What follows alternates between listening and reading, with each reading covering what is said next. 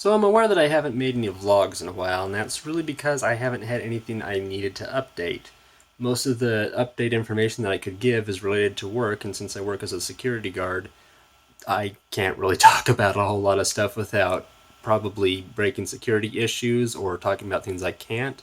And I'm not entirely sure what I can and can't talk about publicly or internet publicly. So I decided that instead, for a while, I want to start documenting some other stuff. Back in February, me and a group of some people started playing a Star Wars tabletop game. And we have never played a tabletop game before. If you're unaware of what tabletop games are, think of the whole Dungeons and Dragons pen and paper thing. That's the idea of what we've been doing. So it's kind of a higher level of nerdness. Before, we used to all just play video games and whatnot. Now we have moved on to tabletop games, and on top of that, a Star Wars tabletop game. So we've been feeling like high-level nerds lately. Not that there is a tier, but you get the idea. Anyway, we've been doing this since February, and we've picked up a lot of stories since then. And I'd like to have a way to document some of the stories and adventures we've been going through, so I figured I'd make some videos and upload them on here, and sort of keep a record that way. So, whenever people play tabletop games, they always use a set of dice, and these tend to come out to number-sided dice. However, the Force and Destiny tabletop game, which is the title of what we've been playing, it is a Star Wars RPG tabletop game, but we've been playing one of the branches of the game, which is called Force and Destiny, and it's this specific branch is for creating characters who use the Force.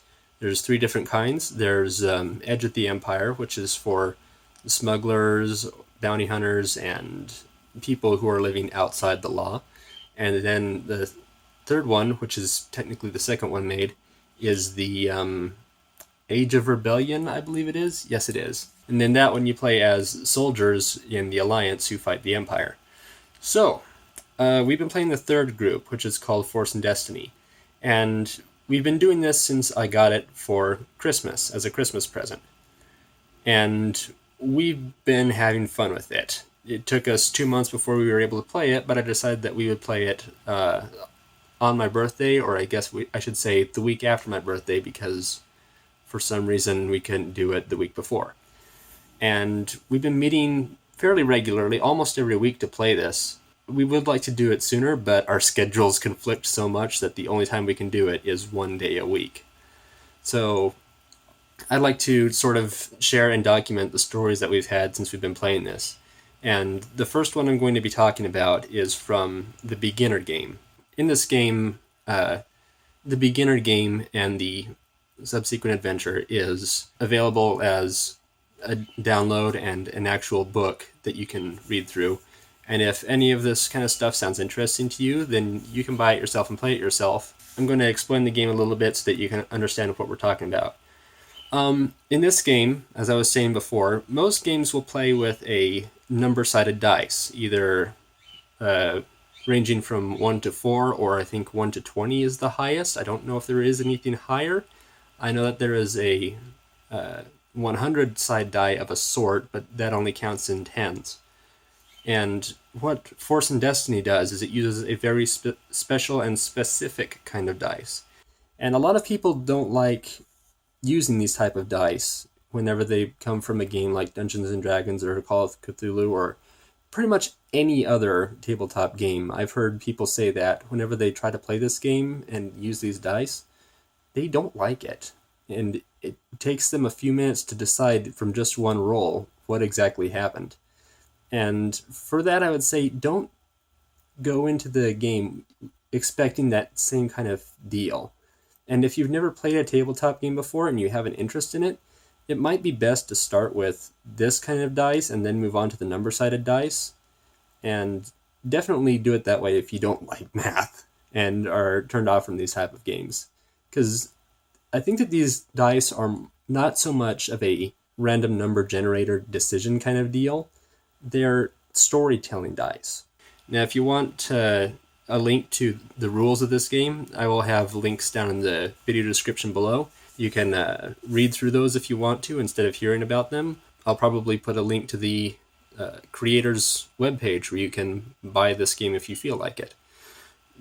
For those who want to hear about the rules instead, I can talk about them real quickly. And if you would rather read them, then pause the video, read them, and jump ahead to the time on screen right now and get into the next portion of this. So, in the Force and Destiny game, there's quite a few types of dice, and they're all different colors so that you can tell them all apart. There's the green dice, which is the ability dice. There's purple dice, which is difficulty dice. So you roll the ability dice to do what you want to do, and you roll the purple dice for the difficulty. I guess it's self-explanatory. I think I'll stop there for a moment just so I can say what's on these dice. So you have two different symbols for this theme. So on the ability dice, you have a symbol for success, and on the failure dice, you have a symbol for failure. And these two will cancel each other out if you get them. So if you get 3 of one and 3 of another, then you end up with a result of 0. What you want to do is you get more success than failure. And we haven't quite decided how to do a tie yet. Usually we just re-roll the results and see what happens that way until we can figure out a better way to resolve it. And I have come up with something before, but then later decided it was a bad idea, and we'll get into that another time. After you roll the dice and you tally the results, if you have more success, then you succeeded in what you were trying to do. If you have more failure, then you failed at what you were trying to do. And if you have more success, like after just the one, you only need one to succeed, but if you have more on top of that, then you get a greater success of a sort. And the same thing applies for failure, and it goes both ways. In addition to the success and failure, you have two other symbols, which are advantage and threat. Again, these will cancel each other out. If you make a roll and you get lots of success and lots of advantage, that's the best roll you could probably get. If you have more advantage than you have threat, then something good happens, and if you have more threat, then something bad's going to happen. These can happen independently of your success and failure. So let's say that you roll the dice, you get a whole bunch of failure, but you have some advantage. So even though you failed at what you are trying to do, you have an opportunity to use the advantage to give you a type of bonus in whatever you are trying to do. The same thing applies to success and threat. You might have succeeded at what you were trying to do, but because of other circumstances, something's not going quite right. So while you did do what you were trying to do, you're also causing some problems due to what you were doing. It gets really interesting when you get a whole lot of threat and just enough success to succeed. You can succeed, you can have a great success and nothing could go wrong, or you could have a great failure, you could fail just a little bit, you could fail a lot, and then still have things going right for you. In addition to those type of dice, there's a boost die and a setback die. These are sort of similar to what the ability and difficulty dice are. They have threats and successes, failures and advantage and all that other stuff. But they also come with, it's a 6-sided die and 2 of those are blank. So in most of the rolls that we do, the boost die and setback die tend to do nothing. Like half the time they're worthless. And that's become a running joke among our group. There is another type of dice, which is white, and that's the force die. I believe that it is a 12-sided die, perhaps? It has different results on how the force works, and you can't use that dice unless you're a force user. So it has different things on it for like light side points, dark side points. So when you try to use the force, and you want to get light side points so that you can try to get the roll that you wanted, if it rolls into the dark side, you can opt to ignore it and say that you were unable to use the force due to a lack of focus or whatever. If you roll up the dark side stuff, what you're trying to do is very dependent on getting that roll. You can say, I use the dark side, and that will come with some force user difficulties and whatnot, but that's for specific stuff later, and I won't get into all the details and all the rules and stuff, because that would take way too long. This video would probably be hours long, and I can't quote it from memory very cleanly, smoothly, and succinctly. in addition to that, there's 2 other dice, which are the proficiency and the challenge dice. These are based on the type of skills that the characters have. So the more they increase their skills, they can upgrade their dice pool of ability dice into proficiency dice. And the person who's running the game, if he wants to make something harder for the characters, he can upgrade a difficulty dice into a challenge dice. And these are other 12-sided die, but they have special symbols on them, which are game changers, practically. The 2 symbols that they have on those dice are called the Triumph and Despair symbols. And the interesting thing about these is, if you roll a Triumph, you not only get a Triumph point, you also get a Success point. And the same thing for Despair. You can get a Despair result and a failure result in that die. And while a Success can cancel out the failure on the Despair and vice versa, the Triumph and the Despair can't cancel each other out. So if in the dice pool you roll both Triumph and Despair, both of them apply. And you can't change those. There's nothing you can do to change those. Like I said, these are storytelling dice, and it's very meant to tell a story with your characters while they go through their adventures, and our group absolutely loves them. Whenever a Triumph happens, people get really excited, and whenever a Despair happens, which I don't think it's... No, it has happened, but it's happened very rarely. And whenever it does, people start panicking. And it ends up really fun, and I'll get into a few stories of that in other videos. I'm just using this video to explain sort of what's going on here. And there's a few other rules like that, but for the most part, for these stories, all that you really need to know are just those dice. There are a few other game mechanics that I could go into, such as how destiny works, because there's no fate or luck in Star Wars. There's the Force and your destiny.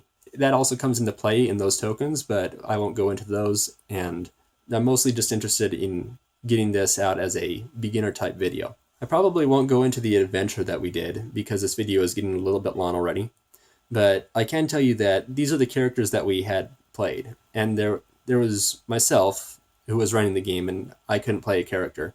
There was also 5 other people at the table. And the 5 people and the characters that they played were my sister, who was playing Kaveri, a Togruta, and I'll have Star Wars links in the description as well in case anybody's like, what is this? And you want pictures and stuff. I'll give you a quick link. You can click it and say, oh, that's what they look like, or whatever like that. And of course, it will have more information if you're interested in more information. So my sister was playing Kaveri, who was a Togruta. And my brother was playing a Keldor named Tarast, and I don't remember their last names, but he was playing a Keldor named Tarast, and his best friend, who also happens to be my sister's husband, was playing a Nautolan named Pan. His old roommate was playing a Zabrak, who was named... Oh, shoot, what was his name? I don't remember. Caption up here. And then we had another friend who was directly unrelated to most of the group, but she's been friends with my family for quite a while, playing a human who was named Surrenda. And Surrenda was a protector, or speaking in D&D terms, in case anybody's interested, Surrenda was a fighter or a paladin, I guess, because she was very defensive for the group. The Zabrak was... I think he was a monk-type character. And all of these characters have their own special class, and like, not just class. I think they have a base class and then they have a career of something like that. And that's not related to this video at all. But he was playing a monk-type character. Pan was a warrior, or I should say, Pan was more of a barbarian. That's really the role that he got to play, was a barbarian character. Then Kaveri was, we'll say she was a ranger, because she was really good at tracking and long-range weapons. And then the last character, Tarast, was, we'll say he was a thief or a rogue. Interested in learning, but he was also a bit in the underworld sector, and that's what his experience was. So we had those 5 characters, And there was another character that we could have done named, I actually don't remember her name. Thinking about it for a while, I don't remember her name. But she was a Miralan consular, or a healer. So we had 5 characters, and they abandoned the healer. So like, we don't want to play as the healer, so they left the healer out. But yeah, that was our starting group, and Pawn and the consular, or the healer, were not available as a character sheet that comes with the beginner game. We had to actually go onto the main website, and we had to download the whole character sheet and starting information so that they could actually play as their characters. We like to say that Pawn was a DLC character that we decided to do because we had enough players. Honestly, it was a really good group. There were a couple points when we needed a healer, but it didn't really matter. And the whole group seemed to have a really good connection with each other, and they'd play off of each other a little bit. And again, this was everybody's first time doing any kind of tabletop game, except for the Zabrak, because I guess he had done a stand-in for somebody at another tabletop game once, but I think he said he had no idea what he was doing. Yeah, that was our group, and those were the characters. And in Dungeons & Dragons, the person writing the game is referred to as the Dungeon Master. But in Star Wars, you don't really go through dungeons. So the game says that you are the Game Master, or the GM. And we've just been referring to it as GM. And when we were introducing ourselves and what our roles would be, everybody was asking what my particular role was, because they couldn't just say, like, I was the one running the game, and that was my role. So I said that I was the GM. And before I could explain what that was, somebody said, so you're the Galaxy Master. And I'm like, that's a lot better than Game Master. Yeah, we'll go with Galaxy Master. So that's the title I've had ever since we started this whole thing up. So that was our group. Those were our roles. And later I'll make another video detailing what the beginner game campaign was like for them. And if you're interested in this kind of game, I highly suggest to pick it up. I've been recommending it to other people, and I'd like to have a few others try out this game. But if you don't want anything spoiled, then definitely don't watch the next video. And I'll just go ahead and end it here. And hopefully you're interested in what you're hearing, and you'll come back to hear my recounting tales of Star Wars Force and Destiny that we did. So, have a great day.